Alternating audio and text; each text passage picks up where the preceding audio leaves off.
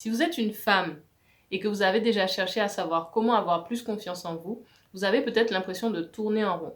Vous avez sûrement dû trouver des conseils du genre faire du sport, s'entourer de bonnes personnes ou alors sortir de sa zone de confort. Et ce sont de très bons conseils. Mais dans la réflexion pour augmenter la confiance en soi, il y a des facteurs en particulier qui concernent surtout les femmes et qu'on oublie souvent de prendre en compte. Donc dans cette vidéo, on va voir ensemble 3 facteurs de notre environnement qui empêchent en particulier les femmes de développer une confiance suffisante pour faire ce qu'elles ont envie d'accomplir.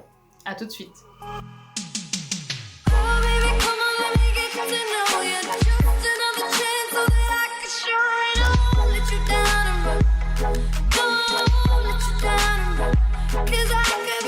On a toutes nos raisons de vouloir avoir plus confiance en nous. Ça peut être oser faire un tas de choses dont on a envie, parler à qui on veut, séduire, quitter un taf de merde, postuler où on veut, ou encore quitter une relation où on perd son temps, où on n'est pas apprécié à notre juste valeur.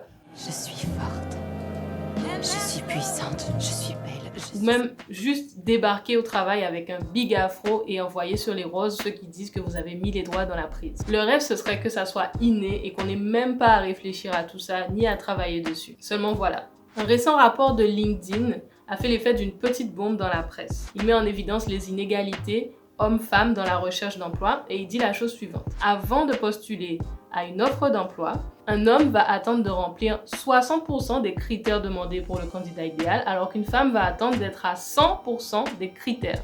Le rapport révèle aussi que les femmes ont 26% moins de chances de demander une recommandation ou une référence, alors que les hommes le font plus spontanément, et qu'elles font une sous-utilisation du networking. Donc quand il s'agit d'aller demander que leurs compétences soient mises en avant, les femmes ont moins tendance à le faire. Alors que, selon ce même rapport, quand elles postulent, elles ont 16% de chances de plus d'être embauchées. La conclusion de ce rapport, ce serait en gros le manque de confiance en soi des femmes en particulier dans la recherche d'emploi et autres, qui les emmène à se saboter, à se cloisonner, à se cacher, à se censurer.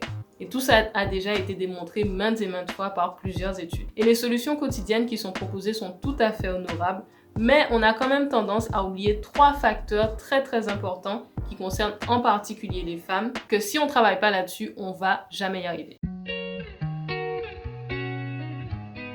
J'ai lu il y a quelques jours le témoignage d'une jeune fille qui parlait sur un blog et qui donnait des exemples du genre de remarques que sa mère lui faisait sur son physique. Oui, tu es une gentille fille, intelligente, etc. Mais tu serais tellement plus jolie si tu étais mince. Quel dommage. Un ingrédient essentiel pour développer une bonne et une saine confiance en soi, c'est d'être à l'aise avec qui on est, tel qu'on est physiquement ou dans sa personnalité. Et c'est le parfait exemple. En tant que femme, notre rapport à notre physique est bourré d'injonctions, de comparaisons permanentes, de rabaissements et toutes sortes de processus un peu malsains comme ça et j'en passe. En gros, on te dit, tu es ton poids. Si ton poids n'est pas OK, tu n'es pas OK. Si vous cherchez, vous allez forcément trouver dans vos souvenirs des exemples de petites remarques comme ça qui font pas du bien et qui sont pas là pour vous aider. Le résultat, c'est quoi? C'est qu'on a honte, on s'accepte pas, on se cache et pire, on arrive à légitimer des comportements qui sont pas du tout normaux. Et d'ailleurs, toutes ces injonctions ont un énorme impact sur nous sans qu'on s'en rende compte. Ça conditionne par exemple notre rapport à la douleur. Nous les femmes, on la dissimule plus, on se censure plus parce qu'on nous a habitués à « tu es une femme, tu vas souffrir, c'est normal ». Il y a aussi notre rapport à l'individualité. Tu es là pour t'occuper des autres, pas de toi, mauvaise mère va. Et pour finir, il y a aussi l'image avec laquelle on grandit, de plus faible, plus fragile, moins crédible, et j'en passe. Et bien sûr, comme vous pouvez l'imaginer, tout ça, ce sont des préjugés. Il y a d'ailleurs un livre de Angela Saini qui a été écrit et qui s'appelle « Comment la science a eu tort à propos des femmes et les nouvelles recherches qui réécrivent l'histoire ». Très intéressant.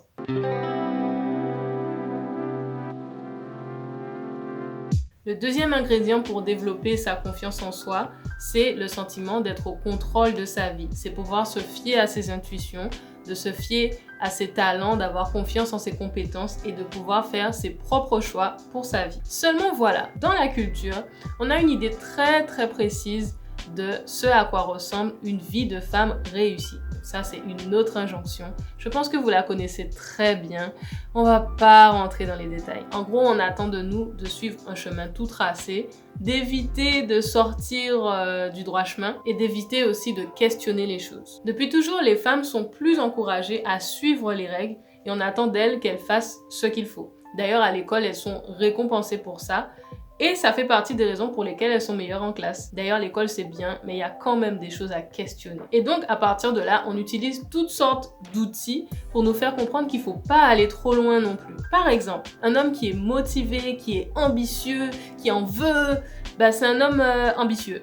Une femme qui est motivée, qui en veut, qui est ambitieuse, c'est une femme un peu trop au champ. Ou alors une femme qui change de voix fréquemment et indécise, perdue. Parmi ces choses qui nous cassent les deux jambes, il y a les critiques. Ça, je ferai une vidéo entière pour vous parler de ça. Mais prenons un exemple. J'ai lu un livre super intéressant qui s'appelle « Elles étaient une fois, celles qui osent ». Et donc, dans ce livre, il y a un des personnages qui s'appelle Ngabo 3 qui partage son expérience. Elle voulait aller à l'université alors que dans sa culture, c'était pas trop le propre des femmes, on va dire. Et donc, elle a dû batailler contre son père et contre, on va dire, sa communauté, pour qu'on accepte l'idée qu'elle veuille aller à l'université. Elle raconte que dans le quartier, on disait d'elle, sa fille va perdre son temps à l'université au lieu de se marier et d'avoir des enfants.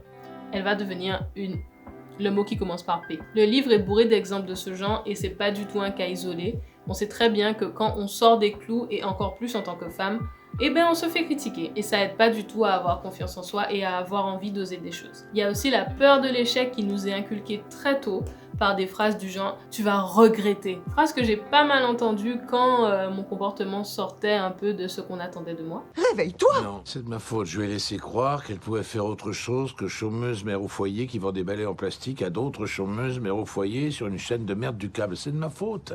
C'est pas elle. C'est pas de ta faute, chérie. Ça a été mon erreur de lui faire croire qu'elle était mieux que ce qu'elle est. On peut aussi parler de la culpabilisation, des phrases du genre « fallait écouter, hein, c'est moi qui t'ai envoyé faire ça? Eh ben tiens ». Et on peut aussi parler de la peur du risque. C'est pour Mulan que je suis vraiment inquiète. On finira par la traiter de sorcière. Autour du 15e et du 16e siècle, on qualifiait de sorcières les femmes qui étaient trop bizarres, trop entreprenantes, trop solitaires, trop pas normales. Donc, en gros, les femmes qui sortaient du droit chemin. Monsieur, j'ai réglé l'azimut astronomique. Il manquait 2 degrés nord. Votre relevé sera beaucoup plus précis. Mais il faudra tout recommencer. Tu es une sorcière. Et quand on est accusé de sorcellerie, on se fait brûler. Donc finalement, à cette époque, le fait d'être trop bizarre ou trop au champ amène à « tu vas avoir chaud aux fesses, on va faire de toi un exemple ». Non, absolument pas. Suis-je une sorcière pour avoir répertorié plus de 200 étoiles? D'ailleurs, dans le film Pirates des Caraïbes, La vengeance de Salazar, il y a le personnage de Karina Smith qui est une astrologue, je crois. Et elle est trop intelligente, elle est trop bizarre, alors elle est qualifiée de sorcellerie et menacée d'être brûlée sur le bûcher. On peut aussi citer l'exemple du film Sucker Punch, où le personnage principal, elle se fait interner parce qu'elle est hystérique et folle, alors qu'en fait, elle veut juste dénoncer les mauvais traitements de son beau-père, et finalement, elle se fait lobotomiser. Et d'ailleurs, l'hystérie a longtemps été considérée comme un trouble exclusivement féminin, un truc de bonne femme, quoi. Et quelque part, au fond, il reste des traces de ce truc-là, de montrer du doigt celles qui sortent des sentiers battus et qui font des choix différents et qui ont un comportement auquel on s'attend pas. D'ailleurs, avoir un comportement différent, ça tient vraiment à pas grand-chose, hein. Ça peut juste vouloir dire être célibataire, ne pas vouloir d'enfants, vouloir se faire ligaturer les trompes, être attiré par les femmes, tout plaquer pour voyager, être sujet à la déprime, être sujet à la dépression, être sujet à l'anxiété et aux crises d'angoisse, prendre le temps de digérer un traumatisme, être en reconversion, avoir une vie sexuelle très active ou au contraire pas assez active, ou prendre la liberté de dire qu'on souffre. Tout ça, c'est des cas où on peut être considéré comme vouloir se faire remarquer, être hystérique ou trop au champ. Ah, ça lui passera.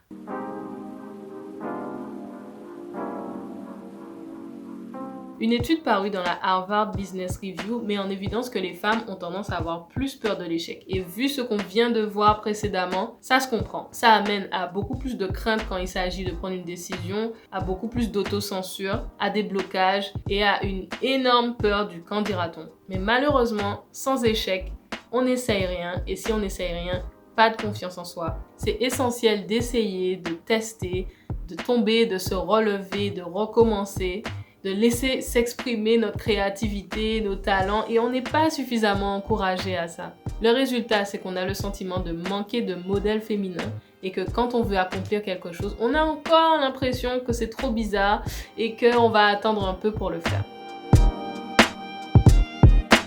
En conclusion, si on veut vraiment augmenter notre confiance en nous, c'est essentiel qu'on se débarrasse de toutes ces idées issues de notre culture, de notre éducation, des valeurs qui nous ont été inculquées, et toutes ces idées comme quoi on est inférieur ou on ne sait pas ce qu'on fait et on ferait mieux de se tenir à carreau. Ça n'a rien de naturel, ça ne vient pas de nous, c'est une construction culturelle, une injonction et un modèle de comportement qui pèse très lourd sur nous et qui nous empêche d'avancer.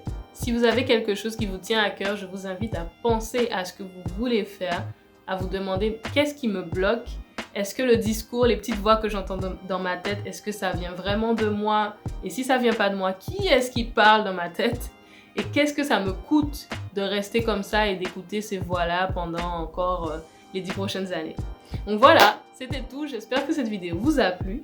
Je vous invite à télécharger dans la description mon guide « La vérité sur la confiance en soi ». Et si vous avez aimé, partagez, likez, commentez et à très bientôt pour une nouvelle vidéo. En attendant, prenez soin de vous et aimez-vous. Bisous.